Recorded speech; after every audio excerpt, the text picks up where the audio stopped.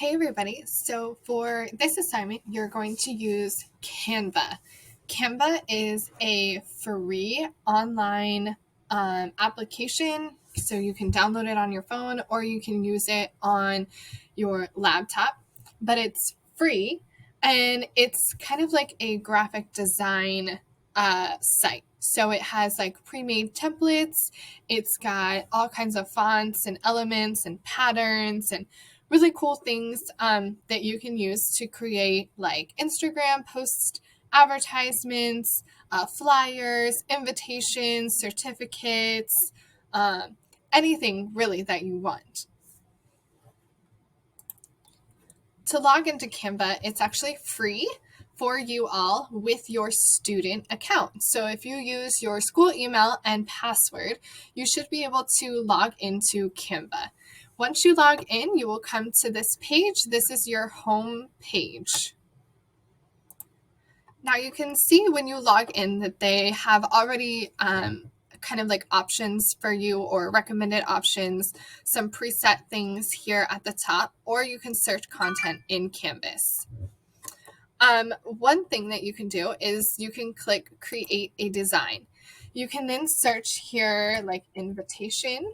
You can have a landscape invitation, which is a horizontal, or a portrait one, which is a vertical invitation. You can also search like Instagram post, and it will have pre-made sizes for Instagram as well. Let's see, you could also do an album cover. So I'm going to go ahead and show you an album cover. So once you click on the design that you want, it will take you to this screen. Then you have over here on the left are kind of like these recommendations or pre-made templates that you can use to create your album cover. Some of them are free and some of them you do have to pay for. If it has like the little crown, that means you have to pay extra for either that layout or some sort of image or font or something that might be on this. So you most likely want to look for one that does not have the crown. So I am going to just pick a template. Let's see, I'm going to pick this one here. And you can use this little bar here to scroll in if you want to zoom in to make it larger. Okay. You can also use this little arrow to hide that template there so that it gives you more room. Now you can see as I hover over these elements that they start to highlight, okay? That means that I can move, rearrange, change colors, change fonts, change almost literally anything about this template that I want to. So if I double click inside here, you can now see that I can change this to my name. I can maybe rotate these and have them upside down, maybe coming out from the sky instead. I can also scale them using the arrows to make them larger or smaller. Okay. I can even copy and paste them.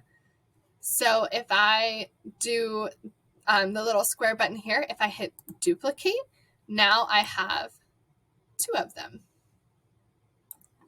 I can also change their, let's see, make this bigger so you can see more. I can also change the transparency, so I can scale this down so you only see a little bit and you can kind of like see through them to other things. I can also position them so I can have them rearranged differently.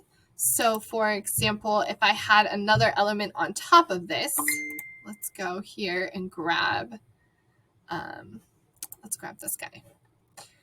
So now I have this on top of the trees, but I can position it to go backwards. And now it's behind my trees. So you can change where things are and how they're overlapping one another. Up here, when these colors appear, that means I can change the color of that element. So I can click this and I can do like yellow, let's see, blue. I can also click this one and make it maybe like, let's see, like a pink, okay, or yellow. Oh, green. Let's do green. I like the green because it makes the palm tree stand out more.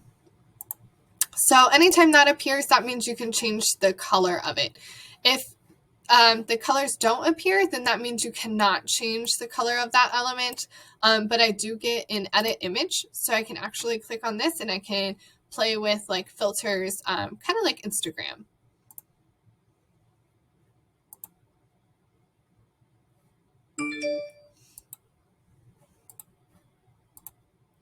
Okay, so over here, you have the templates, which was where we had started. Okay, so you can always change your template in between.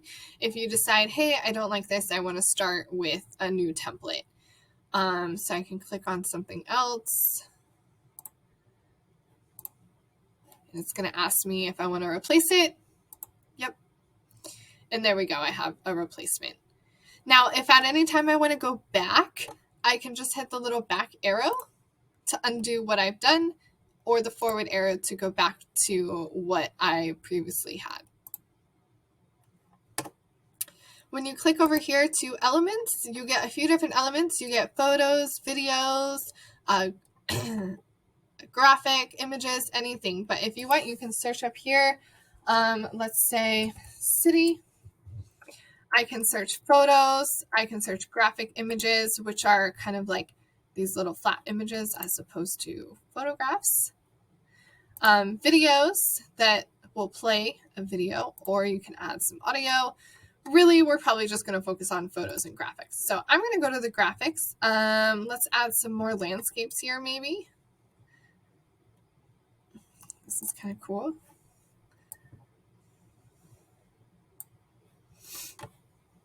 I can change the color. Okay. I can also go up here and I can type lines. I can get different kind of lines. You can also do patterns, different types of pattern elements that you can use.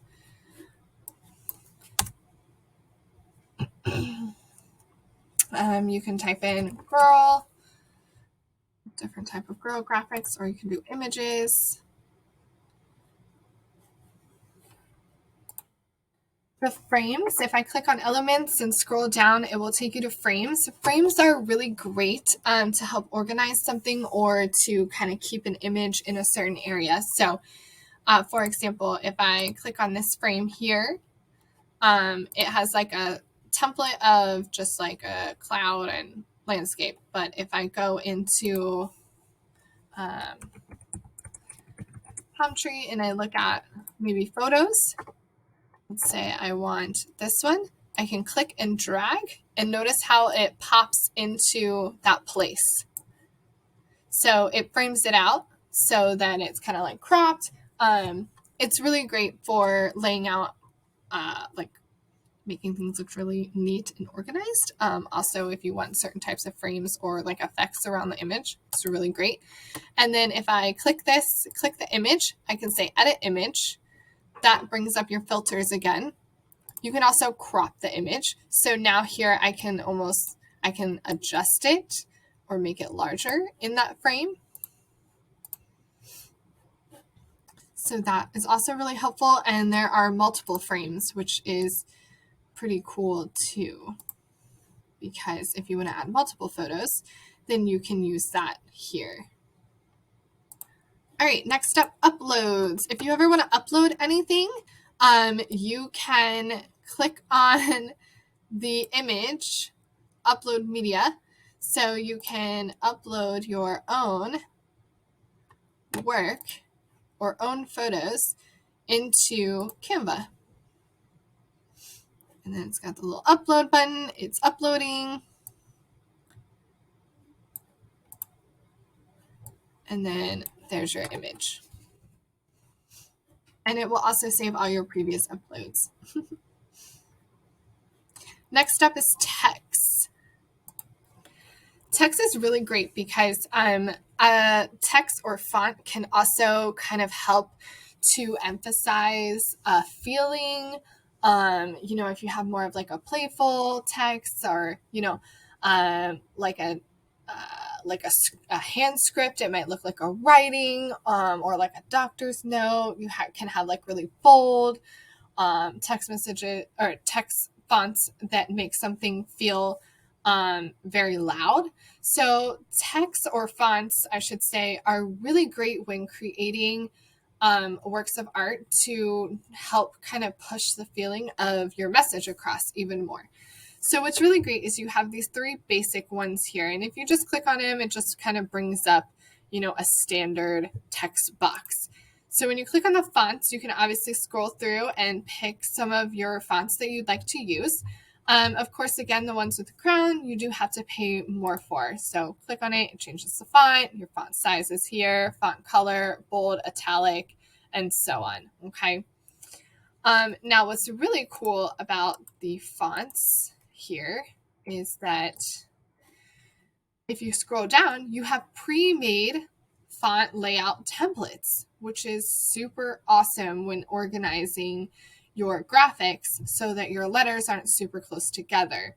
So if I click on like this one here, it has this layout already. And all I have to do is double click inside to change the font or to change the wording in it, which is super cool. And then you can delete elements of that font if you want, or delete the entire group. But it is really, really awesome. So you can do this one, see how it's already laid out for you. Then you have some fun, really cool fonts with super awesome effects on it. So again, really great when laying out your work to keep it nice, clean, and organized.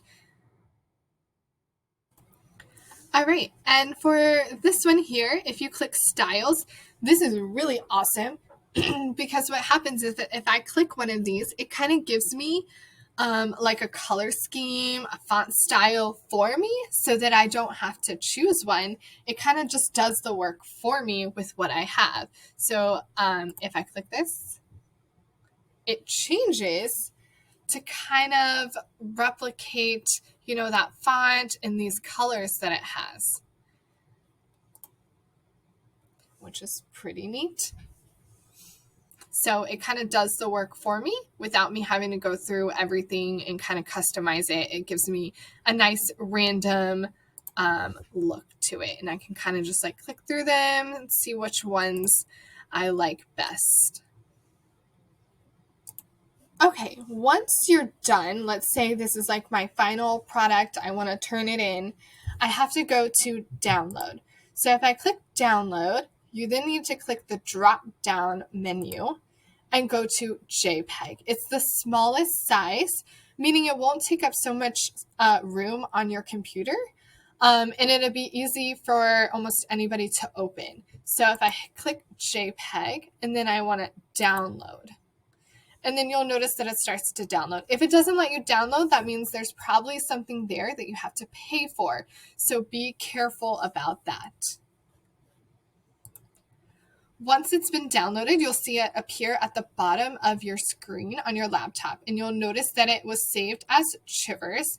Whatever you want to name your document, it's right here. You can always click inside here and change it to whatever you'd like. So you could just put your name or you could give it some sort of title. You'll also notice here that it says all changes are saved. It should automatically change your changes that you're making. So whenever you log back in, it should be at the last place that you left off. From here, you're actually just going to go into Canvas after you've downloaded and upload this image that you just downloaded into your assignment.